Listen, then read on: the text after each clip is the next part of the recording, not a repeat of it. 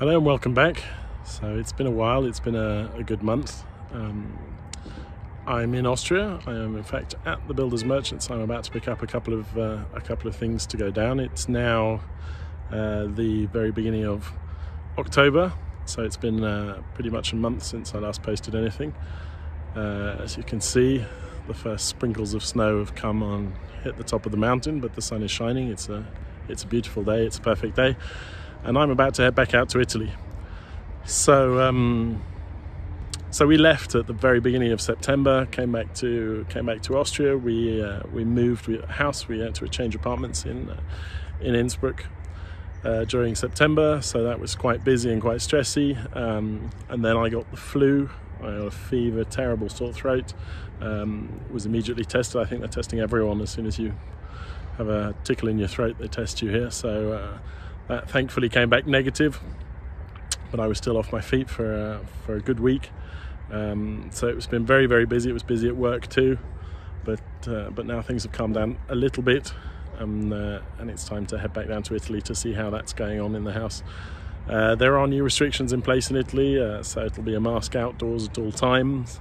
The bars close at 12. There's no one outside after 9 in the evening, so it'll be interesting to see how that was developed, because over summer I think everywhere, Austria included, was very, very relaxed on the restrictions, and now they've all come back. The results aren't great here either, but everyone's sort of hoping that we'll sort it out before the ski season starts, so that people can come and ski, because there is a lot of tourist reliant work here, at least in the region.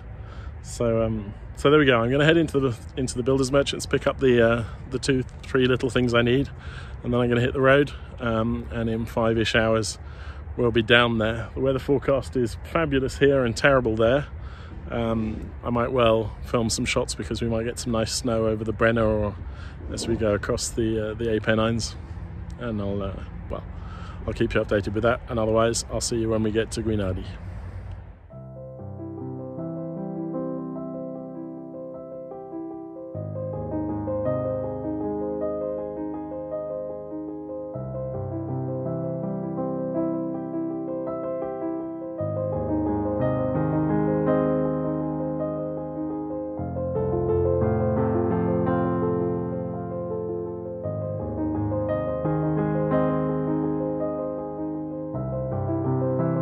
So we've made it, or at least I've made it. As you can see behind me, the familiar view just slowly changing colours. We're heading towards the browns and the reds of autumn, and you can see smoke rising up from various chimneys across the village. It's over there. Everything seems to have held up remarkably well. There is a little bit of water that's still seeping over the top of one of the gutters, presumably when it rains very hard. Other than that, it's pretty good. The terrace looks good, the bedroom looks good. It was about 14 degrees when I got here inside, so I put the heating, that paraffin heater that I bought last year when I first came down, in fact at the very beginning of this year. I put that on. It's warming up slowly inside. At least it's not raining. Now, I'm here for a couple of reasons. The first reason, I think, is because of the way the situation's going. I didn't want to get caught out like I did in spring, and not be able to come here for many months, because when we left, we did say we would be back as soon as we've moved, so sort of October time, and there are things that we then therefore didn't do, things like draining the boiler and properly winter preparing the house.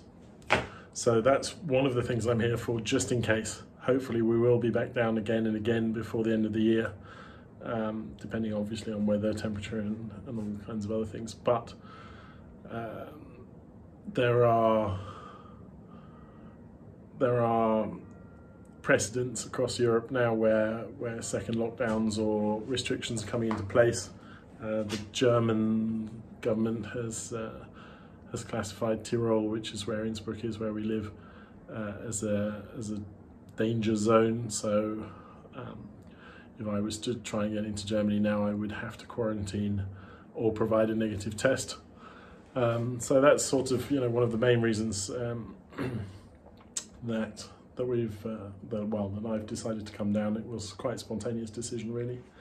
And the second reason is I've managed to get a meeting. I have a meeting tomorrow morning with an architect here. Now, a lot of you wrote and talked to me, and obviously there was a lot of information going about this Italian restoration subsidy. And what I'm going to do tomorrow is I'm going to talk to an architect about it and see if it could be applicable to us. Obviously, my big plan was and still, you know, really wants to be me and the house and the blood and the sweat. But if someone else is going to pay for 100% of it, then it does seem foolish not to at least investigate it, see what that could mean. It could mean a new roof, an earthquake-proof roof, which would be quite good. It could mean heating. It could mean doors and windows. It could mean any number of things. So that's really what I want to find out tomorrow. So I'm going to be very interested to see what she has to say. She's a local architect from down in Pontremoli. As I've mentioned many times, I would like to keep everything as local as possible. So I'm going to go down there tomorrow at 11 o'clock, and I'll keep you posted immediately afterwards as to what the thoughts are. Are we going to apply for it? Is it possible to apply for it? What should we apply for? What could we apply for? And so on and so forth. That'll be an easier way to really actually get proper down low information. So that's the other big reason I'm here.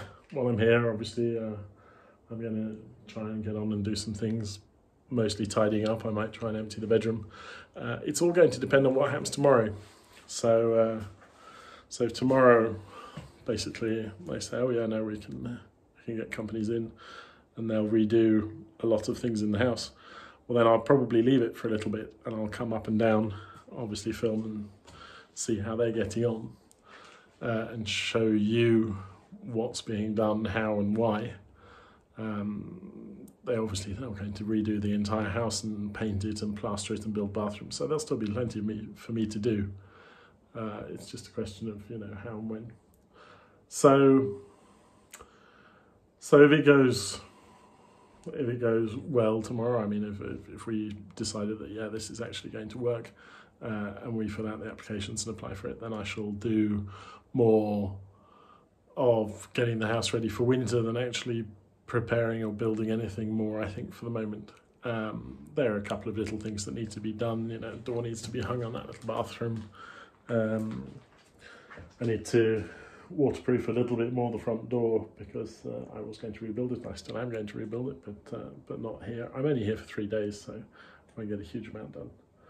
And at the same time, I like to go and see the friends I made in the village, go and have a beer with them, have a wander around and look at the colours. It's now chestnut smoking season, so maybe we'll even get a trip down to the beach.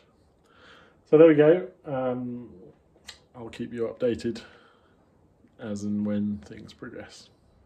Okay, so it's the next day. I had a very, very interesting meeting with Marta, who will be preparing a project for this Italian subsidy to restore certain bits of the house.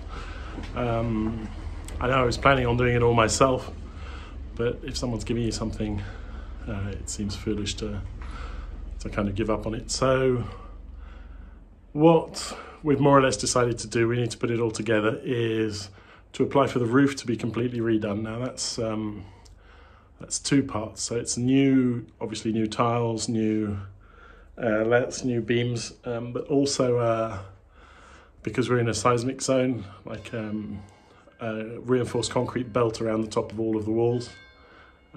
So that would be good, because that's probably not something that I would have been able to do myself. I probably would have just continued to repair and then eventually changed all of the tiles. But but as such, that would be brilliant. The Italian government limit on that is €96,000, and although it's a big roof, apparently we should just about make it there. So that then insulation while they're doing the roof, we'll have that insulated. That's also in the same pot, the 110%, and we can change the doors and windows. Now the obligation on that is that we increase by 2 energy efficiency classes.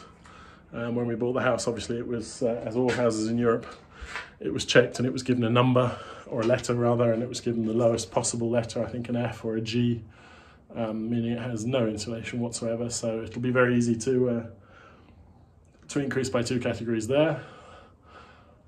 So I'd basically have the new roof, the insulation, and then if we can get doors and windows that look like original doors and windows, so wood but double glazed, and the same sort of, you know, size and shape, because I do really want to keep the house looking as much as possible as it always has done. Then we'll do the doors and windows as well, and I think that'll probably be about it, because everything else, the insides, the bathrooms and things like that, I'll be doing. They're not really part of this subsidy scheme, and it would take a very long time to get it all done, and there is a time limit on this. So everything needs to be handed in by the 31st of October 2021, and then all of the work needs to be finished by the 31st of October 2023. And that might sound like a lot of time, but it's not necessarily when everyone is getting the same subsidy and everyone is going to be trying to do their building work at the same time. The facade, so the front of the house, the plaster work, jointing the stones and things, that we could have done, but that apparently is a very old subsidy. It's a 90% subsidy, so there's no rush on that. We wouldn't put that all into the same thing. So that does change a couple of things. It will be changing the fact that, you know, I was just going to change out these windows here and this door, and fix this door up so that so I could create that additional bedroom. I'm probably not going to do that because I don't really want to do anything that will then be taken apart again in a year's time. So we're just going to keep going, trying to make the house as comfortable as possible for us, and as usable as possible. I will keep going on rooms where there won't be a great deal of work done externally. So that'll be tidying up the cellars, it'll be fixing some of the guttering, certainly finishing the rooms that we started. So that's really the plan. I'm hoping that we'll get a go-ahead, and I'll obviously keep you updated on that. I'm hoping that we'll get a go-ahead on that if we can get this project put together and handed in before the end of the year. That would be fabulous, because then we know where we're going and we'll be set for the next couple of years and know exactly what the timeline is and what I can do and what needs to be done by somebody else. So while I'm still here, which is this is really a very, very short trip, there are a couple of things that we'll need looking at. There was still a bit of water coming in through the wall. I've done a very, very provisional patch. I'm just trying to move the water out of the gutter because there's too much water that comes in there, and it did have a stopper on it which would push the water back, and you can see where it goes into the wall here. And although I emptied that gutter and I've done everything else, there's not much left to do except try and get that water out of there. So it's going to pour into the courtyard, which isn't ideal, but it's much better than it pouring into the top of the wall. And again, if we get the go-ahead and the roof is done, then they'll do all of the guttering with that, and that'll make it, hopefully, really quite good. The other thing is here, the front door now. As you can see, there was a bit of a storm and it pushed water, and this is obviously dirt, in through the door. So what I'm going to do now is take both of the doors off, and I'm going to change out those rotten bits of wood at the bottom quickly, just with some new wood, give it a lick of paint, and then hang them back in so that they'll be a little bit better for the winter. Okay, so the top bits weren't too bad. I've changed out some of the bottom bits. Again, this is a temporary fix. They will be completely redone, but winter is coming and it's definitely time to make sure that the house stays as healthy as possible over the winter. So what I'm going to do now is just give one quick coat of paint over the top to stop that warping, try and protect it just that little bit more. And then we're done, and then I'll start packing everything together, getting ready to go back. I'm going to drain all of the water out because who knows when I'll be back out, and well, there we go. So it was just a quick shot in. I'll show you what it looks like once it's blue.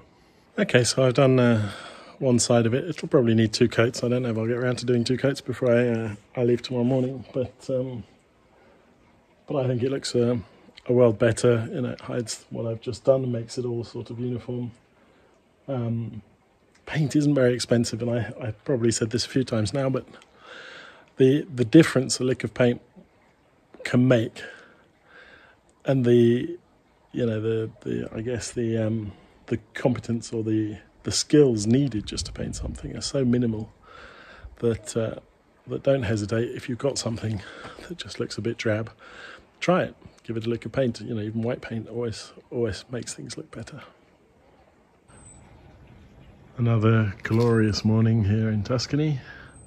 The sun is up. It's going to be a fabulous day.